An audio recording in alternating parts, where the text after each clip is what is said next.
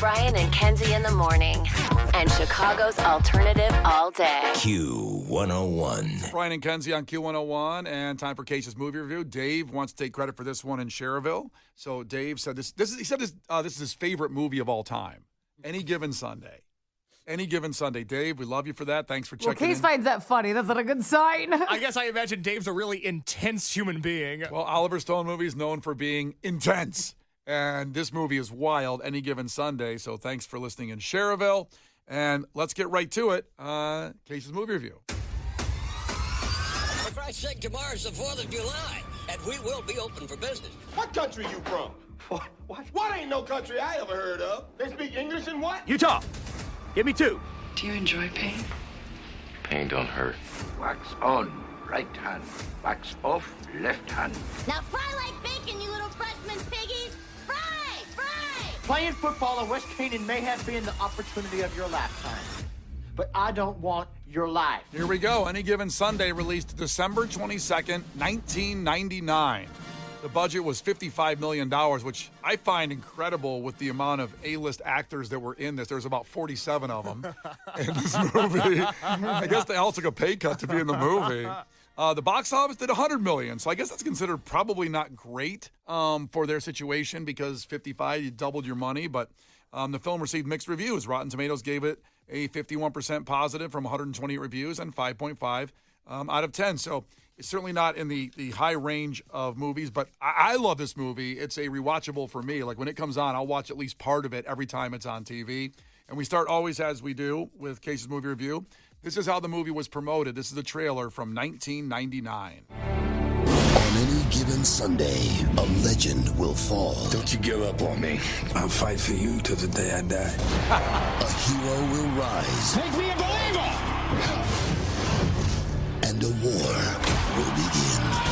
He's changing the plays. He just does what he likes. You run the plays I call. I've been warming the bench the whole time I've been in the pros. I don't plan on going back. Any Given Sunday. Look for it on video cassette and DVD. Okay, now that's awesome. At the end it says look for it on video cassette and DVD. Oh, I love that. Is that awesome? Yeah. Okay, all right, fine. That takes me back. Very intense for a movie about football. Kenzie, it's an Oliver Stone movie, and this movie, and I'll let Case do all of the, his review on it, but this certainly sent shockwaves. The NFL did not want this movie to come out because basically what it shows and probably what was really going on. Yeah. So, Case, what did you think? And this is, by the way, this was voted on by the crew members because there was like 8 or 10 football movies Case put out there for the Bears game this weekend as a preview, and this was voted number 1. So as long as the Bears stay in the playoffs, we will continue to do football movies on Friday. If, and we don't want this to happen, but if they lose this weekend, we have a very funny review planned for next Friday, but we're not going to talk about it because I don't want to get people's hopes up. But so get a bunch more football movies ready. We're going to the Super Bowl. Exactly. And Julie's checking in right now saying she missed my review of Juice. How can I access that? You can't. We're doing Any Given Sunday instead of Juice. Unfortunately, Juice got put on the back burner because the Bears were still in the playoffs. Or Julie, the only one checking in for that Juice review. It's true. It's the only time anybody's asked me where that Juice review is. Great movie. I can't wait to watch it one day. Yeah. As for Any Given Sunday, do you guys remember about 18 months ago when I reviewed The Shining, what my thoughts on The Shining were? I remember, and Kenzie can back me up on this, it was loud. You thought it was a loud movie. That was the first thing you said is loud. It was too loud. There were too many sounds going on in The Shining. I did not like it. It hurt my head by the end of the movie. I am happy to report that The Shining is no longer the loudest movie I have ever heard.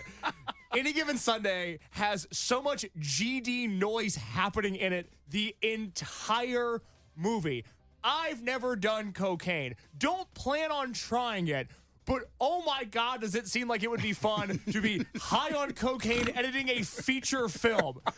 There are just sounds in this movie happening at all times. Whenever you think you're about to hear a song, there's a moment where Paranoid by Black Sabbath comes on as they're panning the crowd during the football game. And you're like, all right, we're about to get some football scenes with Black Sabbath.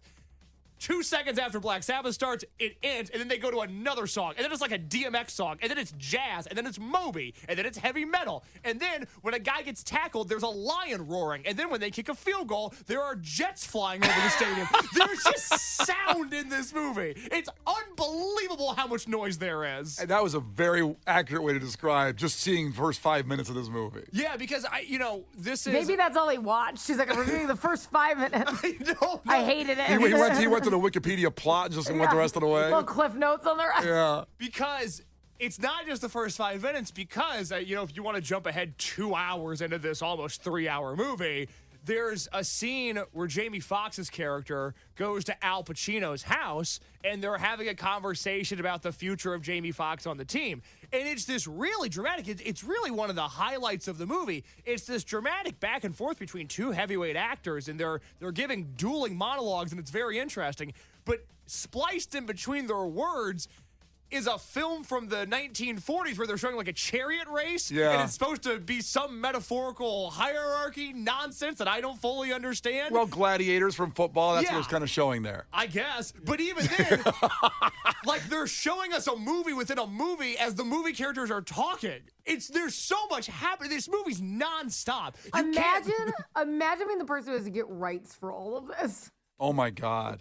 The amount of music and sounds and other movie clips, like, could you just make like your own movie with your own sound? That would be so frustrating. It was groundbreaking. Oliver Stone movies always have that kind of fast cutting, and they did it before other movies did it. So it was like, it really was groundbreaking when they did it. And it is anxiety-ridden. It can give you a Kenzie, headache. Anxiety-ridden. Like, this is a movie that will make you paranoid. And you talked about the rights to this. They bought the rights to 3 different books along the way, books that were already written about the NFL and about sports medicine, and then they combined all 3 scripts into one script. This is like a papier-mâché movie, the way they just glued all of these stories together, and at one point, there were supposed to be different actors in the movie. George Clooney specifically was like, oh, well, I'll be in this, but you guys have to change the script. And they're like, George, you don't understand what it's taken to get to this point. We're not changing the script anymore. Because the script is done. Because if you watch Any Given Sunday, you might go, like, Kenzie, Any Given Sunday, in your mind, a football movie. Yes, because you're not super familiar with it. You would think, oh, this movie's probably about football, right? Based on the poll you put up that said, which football movie should I watch? And then this listed under it, I thought it was a football movie. So within the confines of the football movie, and Brian, you tell me if I missed any storylines. Here's all the storylines that take place within this movie. Okay, get ready for this. Old coach versus new player, Pacino versus Fox. Old coach versus conniving owner, which would be Pacino and Cameron Diaz, who I've always had a thing for? No, actually the opposite. I've never really been a Cameron Diaz fan, but I really liked her in this movie. Yeah, she's great. So old coach versus new player, old coach versus owner, new player versus old player, black athlete versus white America, football organization versus team doctor, football organization versus local journalist, multiple instances of athlete versus girlfriend or wife, not in a domestic abuse sense. Oh, I thought that was going domestic abuse. That was my a initial woman thought. hits a man in this movie. A man never hits a woman in this movie, which I guess in some way is progress. But I don't know. It's like, I guess that's fun. Like, that's not good, but it's better. Multiple instances of that. There's also old lonely man versus high-priced escort, because there's this really, really weird Al Pacino, Elizabeth Berkley subplot in this movie. I forgot Elizabeth Berkley was the prostitute. And she's awesome. She's great. If I was going to pay for an escort, if I had a choice, I'd prefer it be her. That story goes nowhere, and it eats up a lot of the movie. Yeah. Oh, and also there's football team versus football team in this movie, and there's a bunch of football being played. But there's 700 storylines happening. You missed one. Did I? You missed Jamie Foxx or Willie Beeman making his music video and upsetting all his players, the Willie Beeman. Yeah, that's right. That's right. I guess, player versus team. First music career? Yeah. That song, they should have put that in the trailer, Willie Beeman.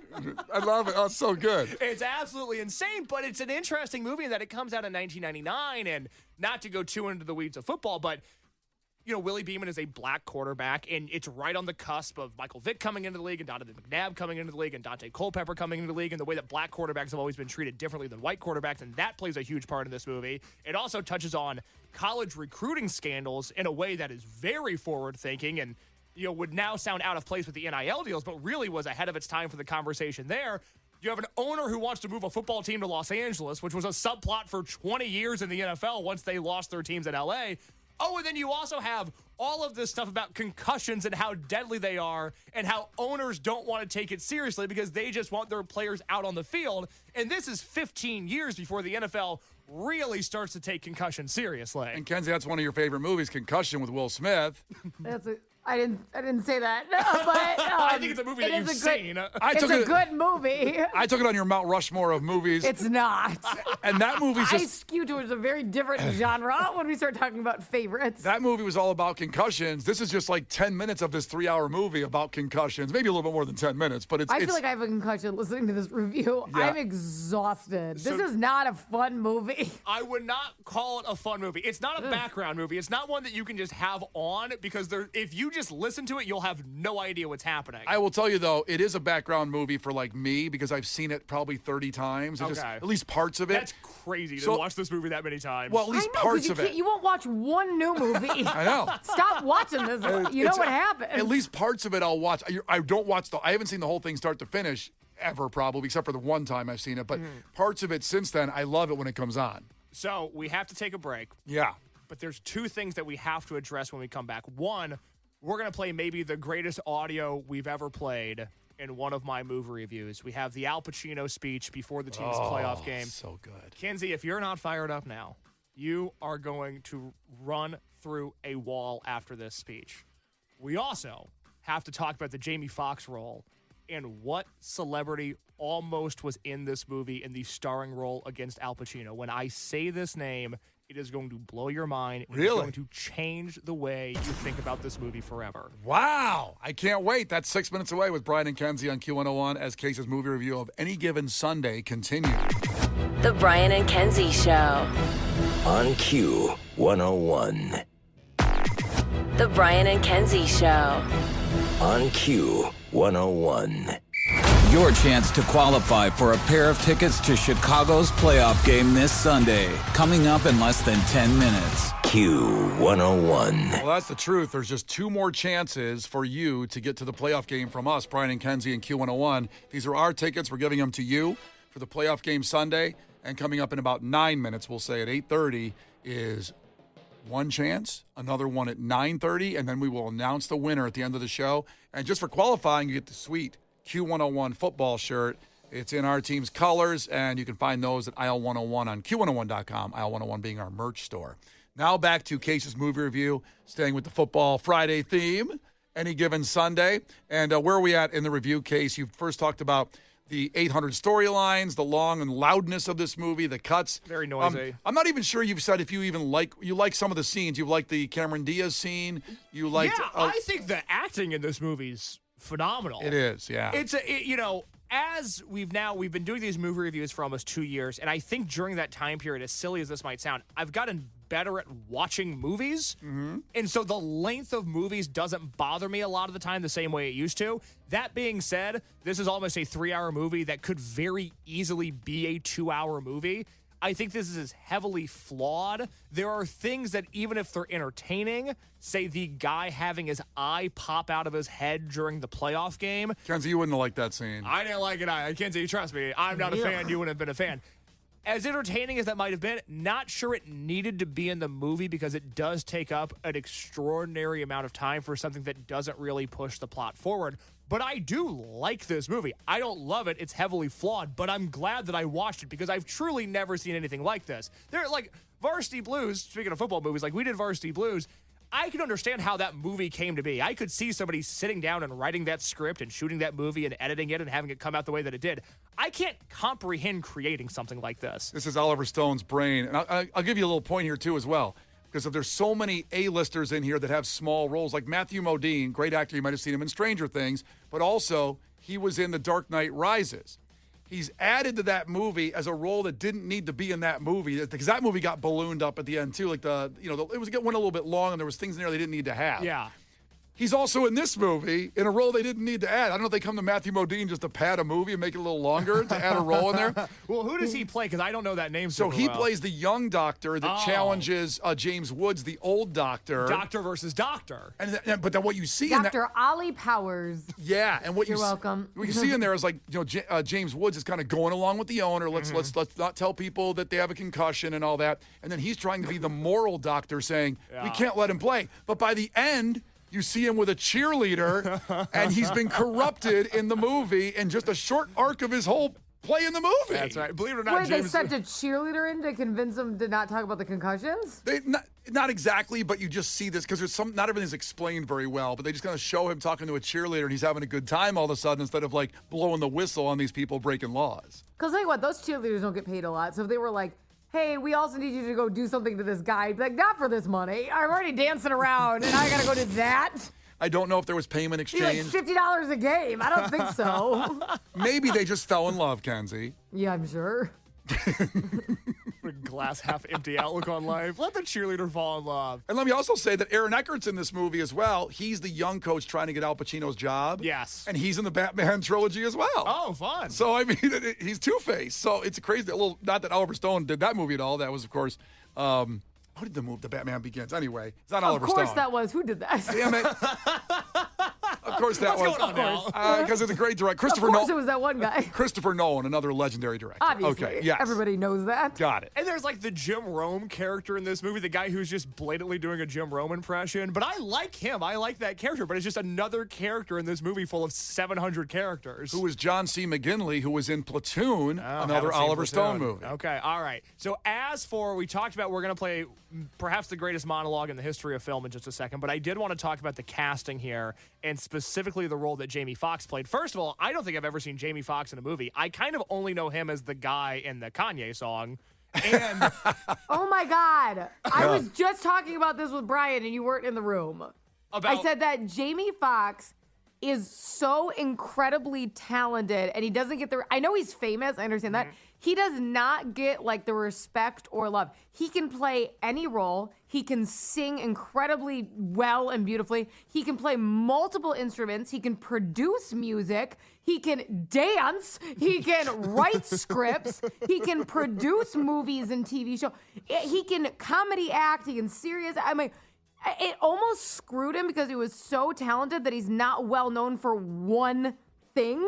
Yeah. And so everyone was like, oh, I've seen him act. Oh, I've seen him sing. Oh, I've seen, and it's like, he's the ultimate, like, well-rounded, talented person in the industry. It's unbelievable. I mean, you go back to In Living Color, and the Jamie Foxx show, hilarious. And then this is a serious movie that he could have won an award for. I don't know if he was nominated for anything, but he could have easily won an award for this movie. he goes toe-to-toe with Pacino in this movie and holds his own. He does. You know, it's really incredible, but he was not the first choice. He actually was quite down on the list in terms of people that almost got this role.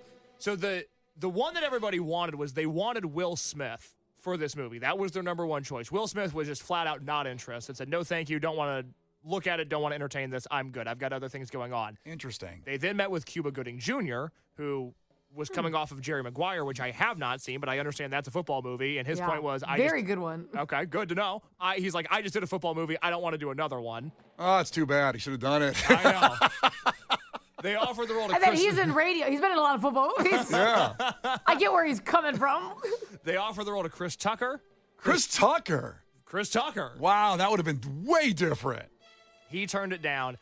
And then the person that was originally cast in the Willie Beeman role, this is somebody that showed up on set, ready to shoot a movie initially, alongside Al Pacino.